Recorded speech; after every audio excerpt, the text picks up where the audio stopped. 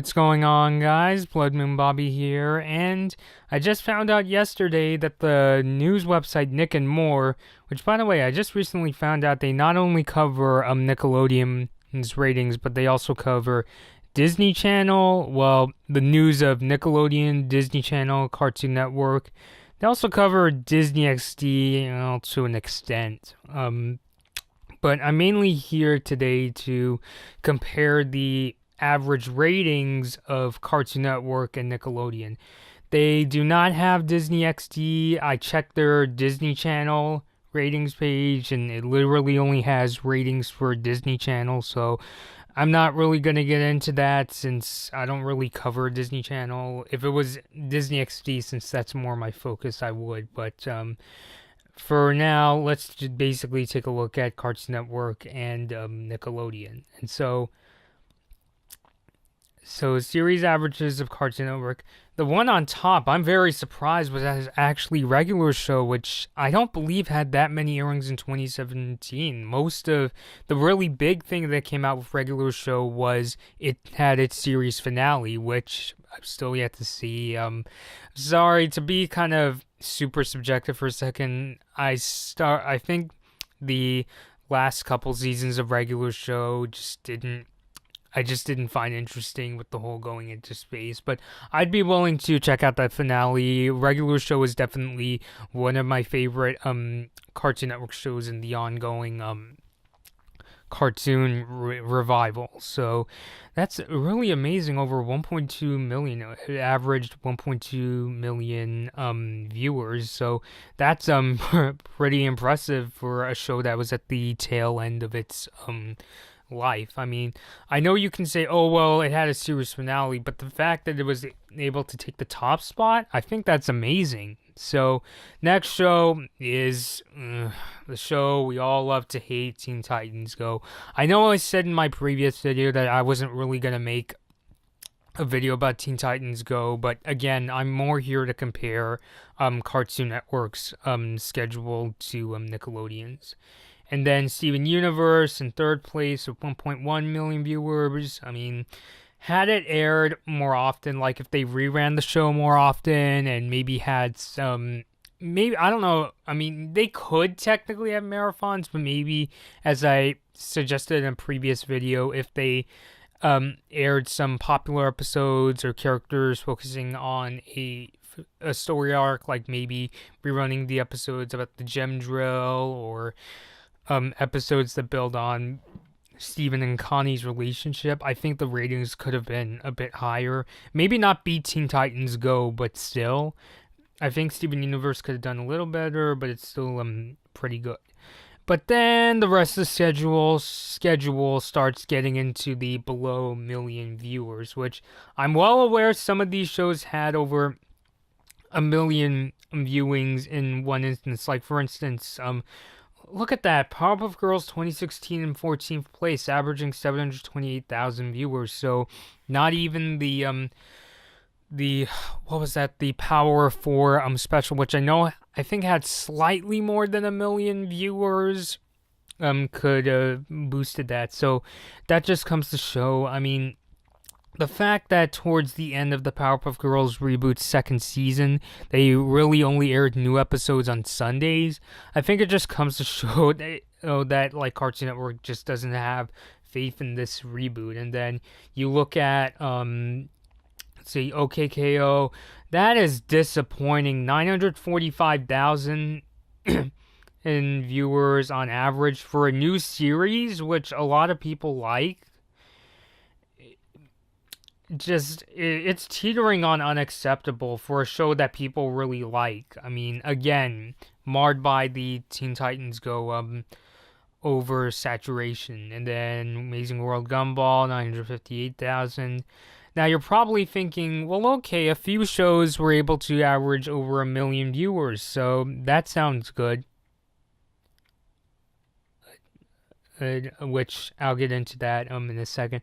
Pokemon the series, which we know went over to Disney XD. I'm assuming Nintendo got fed up with the whole I really don't want to just keep bashing TTG, but let's just say, for obvious reasons, Pokemon moved over to Disney XD, and now they're even doing like a Pokemon movie marathon, which I gotta say about that one, I have to look into that one more.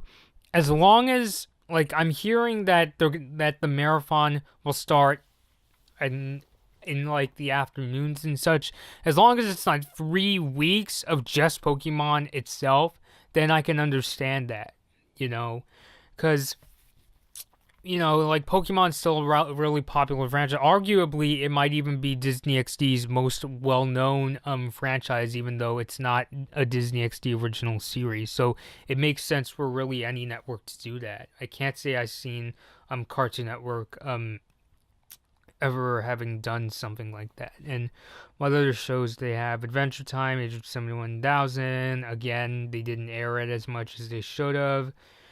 Weaver Bears, and Cloudy. I watched one episode of Cloudy with a Chance of Meatballs. I didn't really care for it. It's just really made for kids. Mighty Magic Swords. As much as I don't like Mighty Magic Swords, I tried watching a couple episodes, and I thought the pacing was just way too fast, and I just felt like I was watching two characters on a sugar rush the entire time. I mean, they haven't. I don't think they've re-aired that show for months. I mean, again, because the thing is, on one hand, even if we don't like these shows like Ben 10, the Powerpuff Girls reboot, and Mighty Magic Swords, even if we don't like these shows, shouldn't Cartoon Network still be airing them? To try to boost their popularity rather than artificially, stop airing it so that they won't get as many views. You know what I mean? And so, yeah, I mean, just giving up on shows, really quick like that, even if they move them over to the Cartoon Network app, is not good. I'll just leave it at that. Just not good. So, as I was getting to earlier, you might be thinking, oh, well, okay, a few shows were able to average over 1 million viewings, and it is, Cartoon Network's 3 most popular shows, regular show, Teen Titans Go, Steven Universe, so that's to be expected, right? Let's look at Nickelodeon's series averages. Look at how many shows are averaging over the 1 million mark. And keep in mind, a lot of these shows are not very popular, well, at least not super beloved shows, I mean, obviously, SpongeBob is in the top spot. I know there's a lot of you are saying the newer episodes of SpongeBob are really good, but I'm a person who, even when SpongeBob was in its prime, I was not really a fan. So, yep. So SpongeBob, Henry Danger, don't care about that. But again, look at that, because they air that show regularly. They're able to almost reach the 1.8 million mark. The Loud House, which is an okay show in my opinion, but. See, and I'm even amazed because when I look at Nickelodeon's schedule, I tend to see mainly SpongeBob and The Loud House on the schedule. Like, just the fact they're able to get so many other shows, and the fact that the thing about Nickelodeon, even though they tend to air quite a bit of SpongeBob, they don't marathon it like, every. Well, even then, they didn't marathon like Teen Titans Go, but it's like, they still give time to air other shows. Like, I've seen shows like Henry Danger and Game Shakers on their schedule, as well as Alvin and the Chipmunks, So, God, I mean, I know I don't really want to get into, because in the case of Cartoon Network, like, let's go back to that schedule, it's more than just, oh, we're just going to air Teen Titans Go. Just the fact that they're pushing the app so much and they're not airing many of their shows, I mean, that just shows what happens when whether it be because they oversaturate one show or they, they don't air the other shows nearly as much as they should, As I've shown you in prior videos, they could have aired, Cartoon Network is now doing it where they're taking, episodes of their older shows, like the original Teen Titans, the original Ben 10, and even regular show, and they're re-airing them. I wouldn't be surprised if the reason they're rerunning regular show is because that show they're able to pull in so many people on average. So Yeah, so that's on one hand what they're doing, but this is honestly what happens when they start pushing the app and not pushing much else. In fact, the other day I was in the Google Play Store on my Nexus 5X, and I found out that 10 million people have downloaded the Nickelodeon app on Android, whereas on Cartoon Network's app, around 5 million people. And it's the same with Disney XD. I believe the Disney Now app, people have downloaded that 5 million times as well. In the case of Disney Now, I think you could give the benefit of the doubt that the Disney Now app was recently launched. Like, they just recently went from Disney XD to Disney Now, so that may be part of it. But it still just comes to show, I think, because I've been hearing a lot of people suggest that in order to get people to the app, you also have to get fans of the other shows, not just your most popular show, to go check out the app.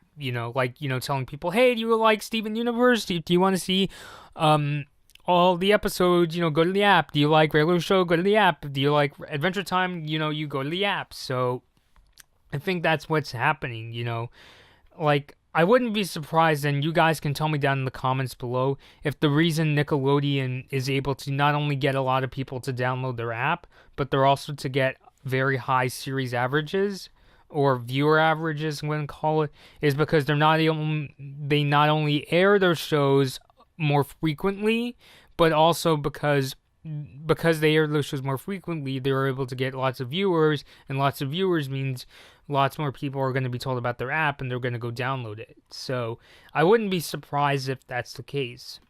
Whereas with Cartoon Network,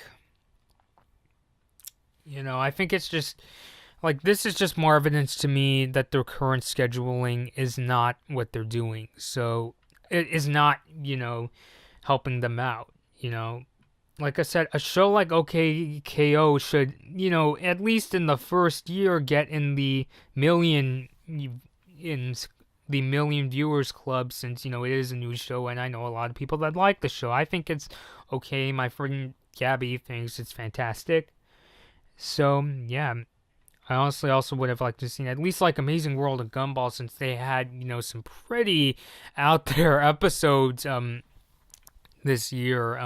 Could have also been in the Millions Club, So that's just basically how I feel, but it's just like, damn, the Powerpuff Girls 2016. It just amazes me that it feels like Cartoon Network developed the Powerpuff Girls and Ben 10 reboots because they felt, oh, well, Teen Titans Go was a big success. Let's try it on our other franchises, and now it's not working so well. So, yeah, I mean, I can't say I'm really shocked that they're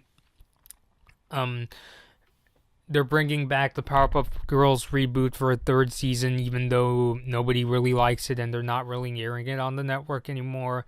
I kind of feel what they're doing is they're giving it one more chance. You know what I'm saying? So I wouldn't be surprised if season 3 comes out, and especially if the ratings are really bad, if they're going to pull the plug on the Powerpuff Girls reboot. So, yeah. So going forward in 2018, because I know both networks have more shows on the way, is honestly, if Cartoon Network just stuck to doing the thing where even if they air Teen Titans Go 50% of the time, I'm technically cool with that, just as long as they're able to diversify the rest of their shows,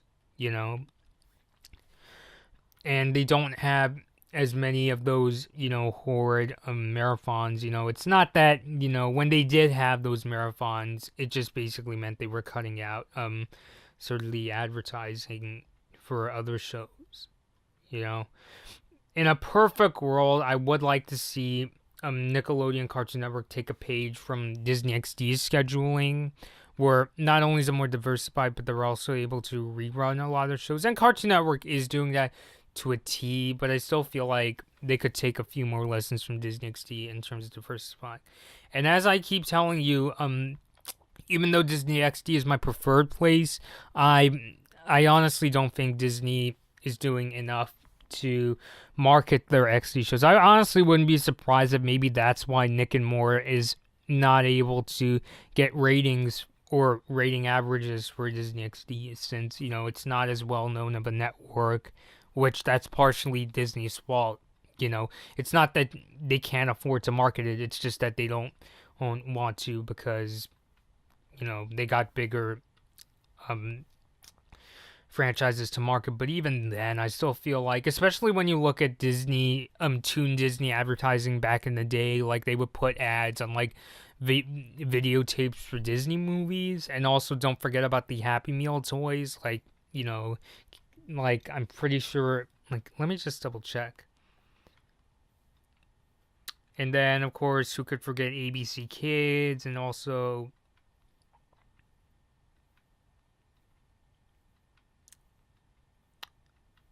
just check on this.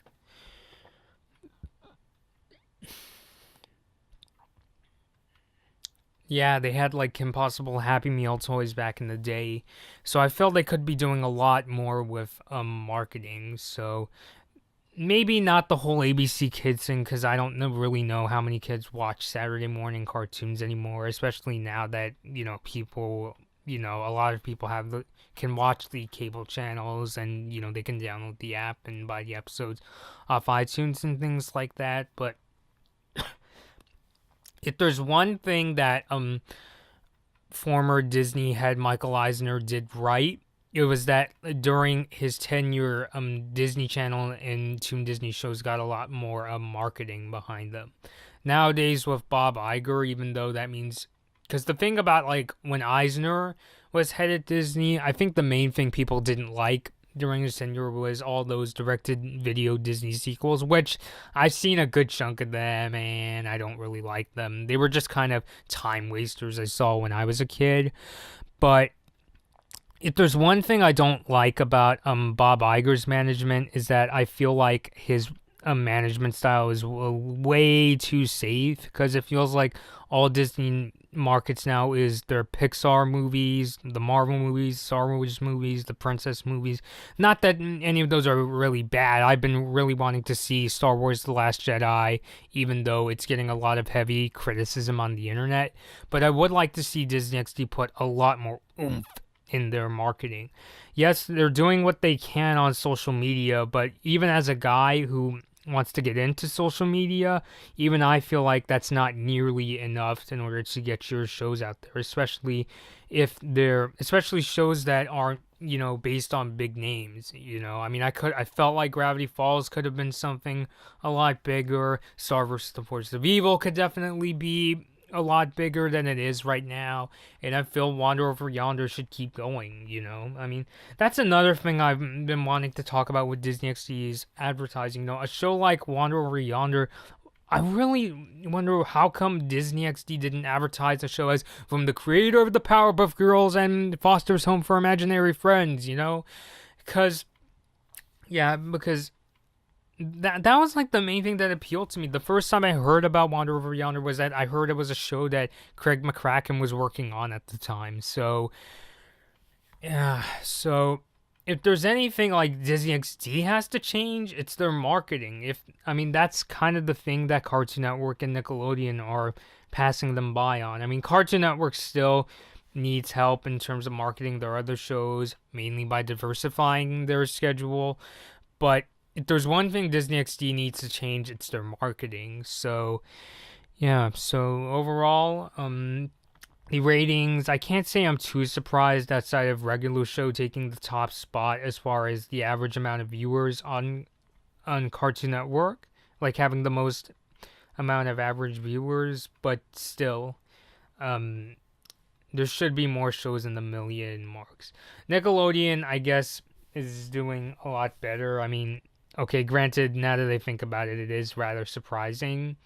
But mainly because, like I said, they do a much better job marketing and diversifying their schedule. At least giving some time to air their other shows, whether it be on Nickelodeon or on Nicktoons. I mean, yes, this is regarding the Nickelodeon channel itself. But if they're able to get, shows on Henry Danger and Game Shakers on Nicktoons, then that means people are bound to watch them on Nickelodeon itself.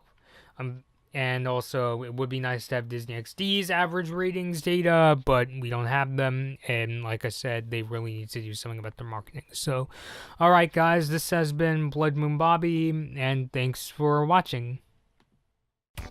Hey guys, this has been a Blood Moon Bobby video. Please like this video or dislike it, and please subscribe to my channel. Thanks for watching.